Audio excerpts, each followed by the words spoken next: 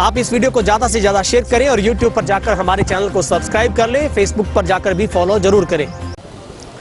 नमस्कार, तेज हरियाणा से गुरविंदर पन्नू। डबवाली के छोटी सरकार यानी कि नगर परिषद में चेयरमैन की कुर्सी को लेकर काफ़ी माहौल गर्म है और अब कुछ ही घंटों का इंतज़ार बाकी रह गया, जिसको लेकर सत्ता गलियारों में चर्चा ये है कि इस बार जो करीब 1.5 साल लगभग 1.25 साल के बाद जो अविश्वास प्रस्ताव के दौरान कुर्सी प्रधान पद और उप प्रधान की खाली हुई, तो उसको लेकर चुनाव दोबारा से होगा।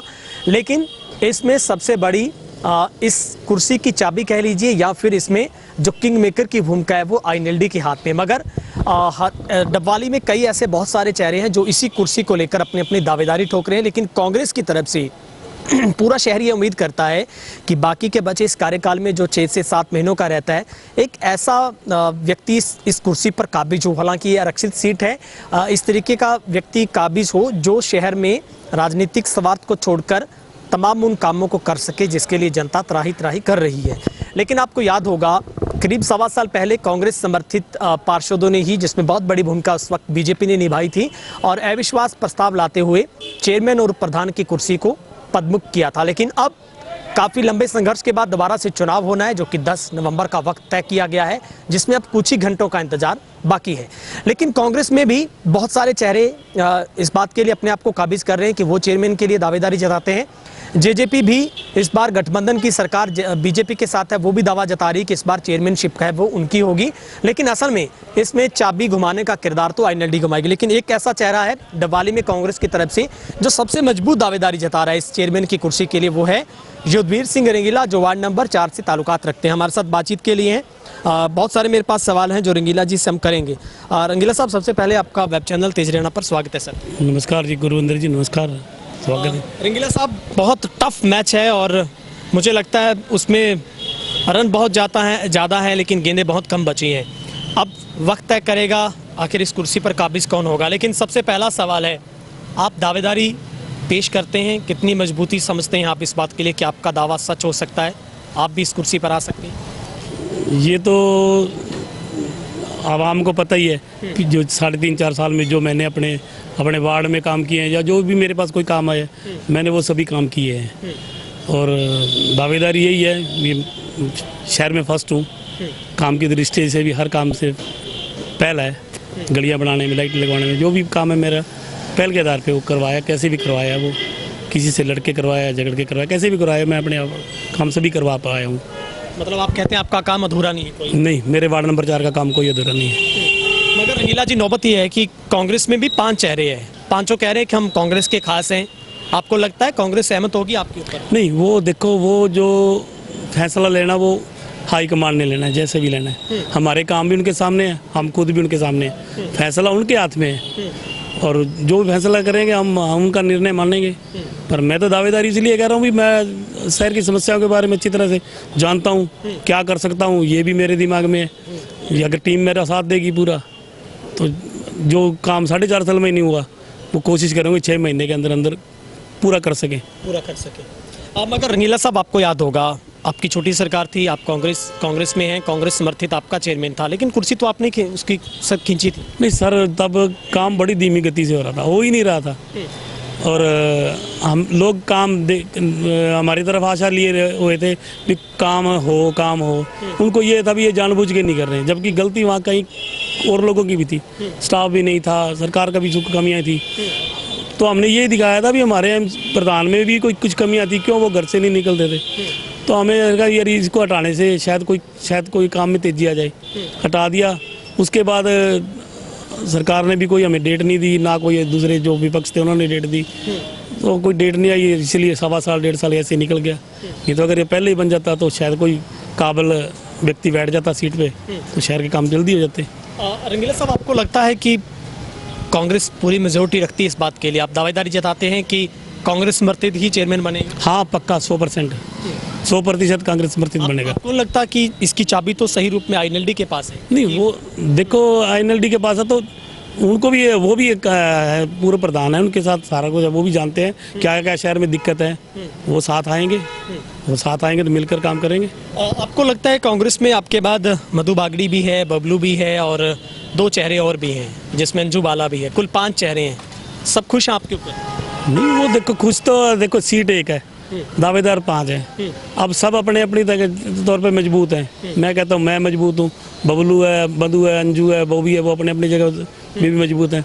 पर काम फैसला उन्होंने लेना है। अगर शहर को जो आगे ले जा सकता है 6 महीने अगर कोई काम दिखा सकता है, कोई भी हाँ ये इसने ये काम दिखा सकता है, इसमें तो गट्स है, उसको बना देंगे। हमने तो वोट करनी थी फिर, और जो भी बनेगा हम उसके साथ हैं, साथ देंगे। पहले भी साथ दिया, अब भी साथ देंगे। रंगीला साहब, क्या लगता है अगर आपको इस कुर्सी पर बिठाया जाता, मान लेते हैं हम, क्या विजन आपके पास है डबवाली के लिए? क्योंकि 4.5 सालों से ये एक विकास रूपी ट्रेन रुकी हुई है, लेकिन अब इसको इंजन मिलने की संभावना है।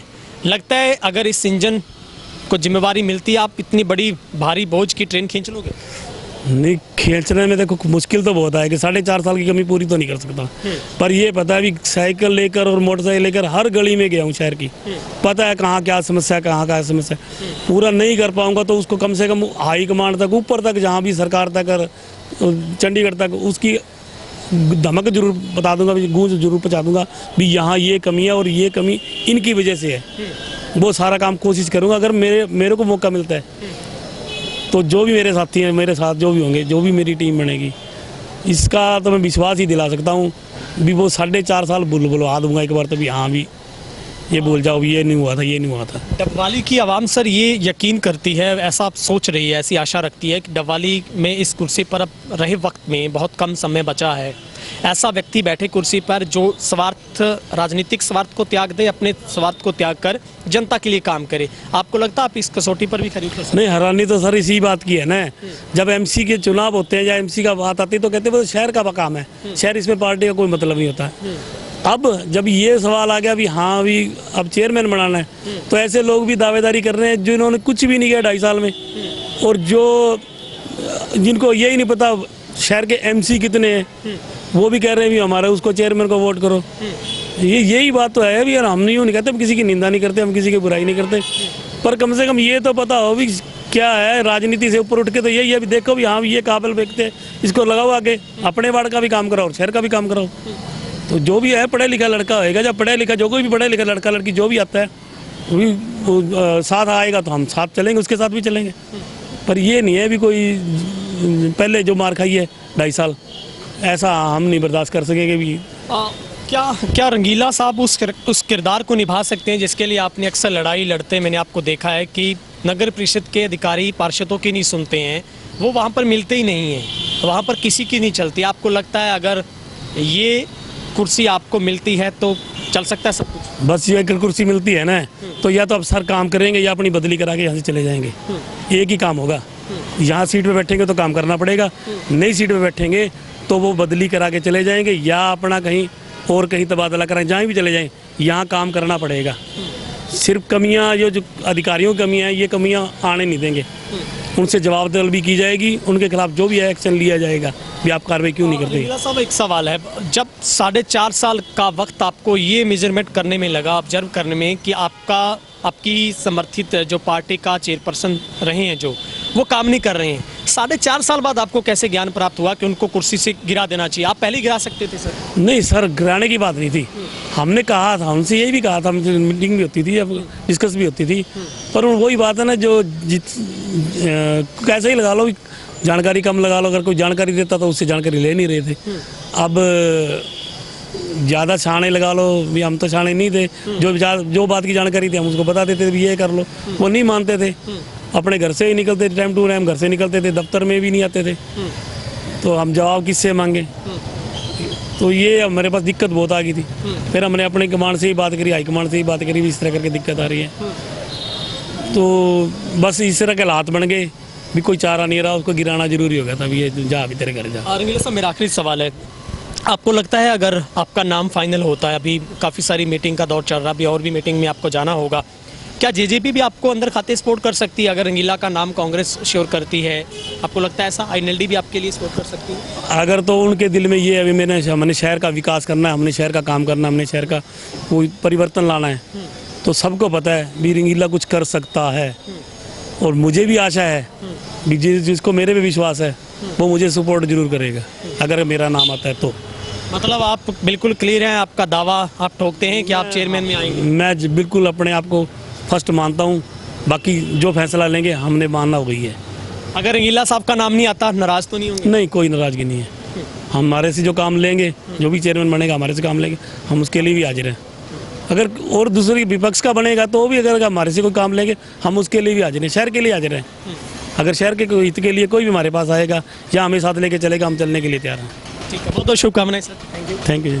तो ये थे मेरे साथ वार्ड नंबर 4 से पार्षद युद्धवीर सिंह रंगीला, जो एक ऐसे शख्स जिनका नाम सबसे ऊपर है और ये चर्चा चल रही है। सूत्र हमारे ये कह रहे हैं कि लगभग उनके नाम पर मोहर लग सकती है, क्योंकि खुद रंगीला साहब ने स्वीकार किया है कि उनके नाम पर जेजेपी में भी कुछ लोगों को दिक्कत नहीं होगी और आईएनएलडी को भी चाबी घुमाने में वक्त नहीं लगेगा।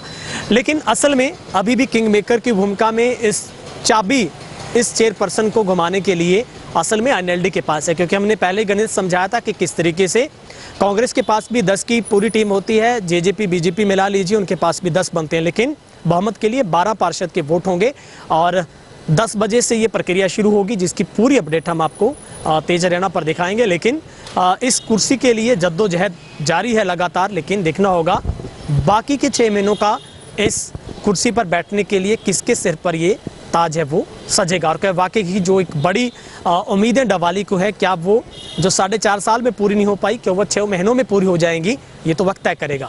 डबवाली से कैमरा पर्सन हेमराज बेट के साथ गुरविंदर पन्नू, तेज हरियाणा। बहनों और भाइयों, पंजाब स्टेट मां लक्ष्मी दिवाली पूजा बम्पर 2020 की टिकटें मिलने का एक ही विश्वसनीय स्थान मदन लॉटरी सेंटर, रेलवे पुल के नीचे, मंडी डबवाली, हरियाणा।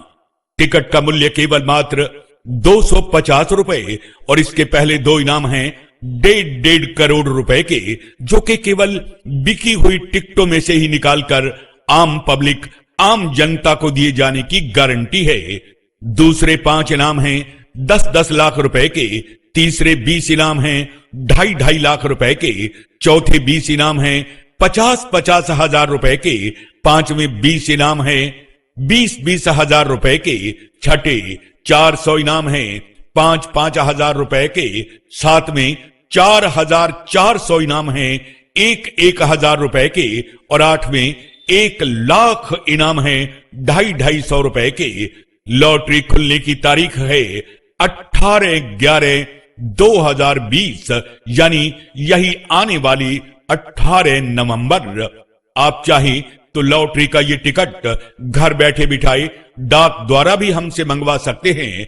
इसके लिए हमारे मोबाइल नंबर 94-163 96-236 अथवा 97-295 96-236 या फिर 86-194 60-051 पर कॉल करें और अपना टिकट घर बैठे बिठाए ही मंगवाएं।